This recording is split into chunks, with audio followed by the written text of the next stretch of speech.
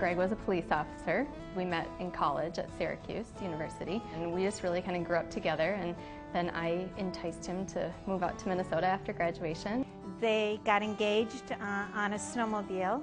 They got married in February. They loved winter. They skied constantly.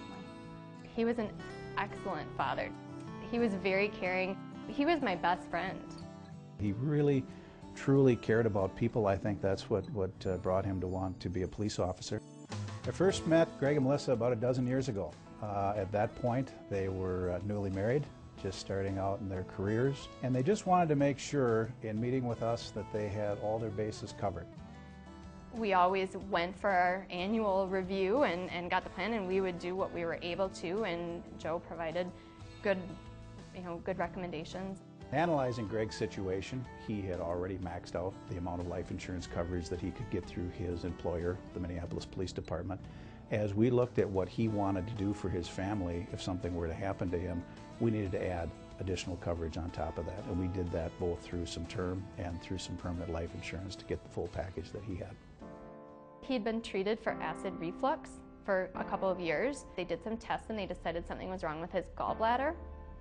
And so we were waiting for him to get in to go have his gallbladder removed.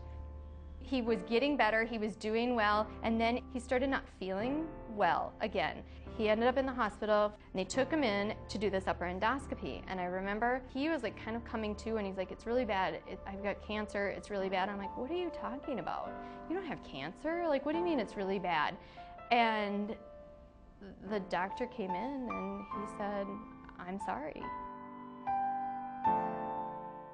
Greg went through radiation, chemotherapy. He got cleared to have surgery, to have his stomach removed, and his spleen, and part of his pancreas. It was very difficult 2 years that they went through. So, I mean, the best thing was he died without having to give up fighting. So he never gave up. As I sat in the back of the church at Greg's funeral, the only thing that broke the silence was the taps on the shoes of the honor guard as they wheeled in that flag-draped casket. And behind that casket was this young widow and these two young children. And it just struck me so profoundly because it reminded me so much of my own family. And I realized I was the only one that was going to be able to tell them that financially it was going to be all right.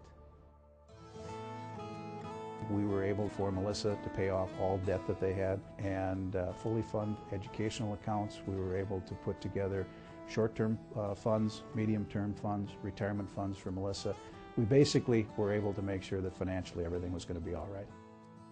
I hope that a young couple sees our message and it pushes them from the heart to make a decision that's going to end up taking care of their family. Melissa is probably one of the strongest individuals I've ever met. She's a great mother. Her daughters are phenomenal and are going to grow into wonderful people. They have the financial resources to do what they'd like. They have that support network that helped them through the illness and have helped them through Greg's death. And those three women are going to have an extremely bright future.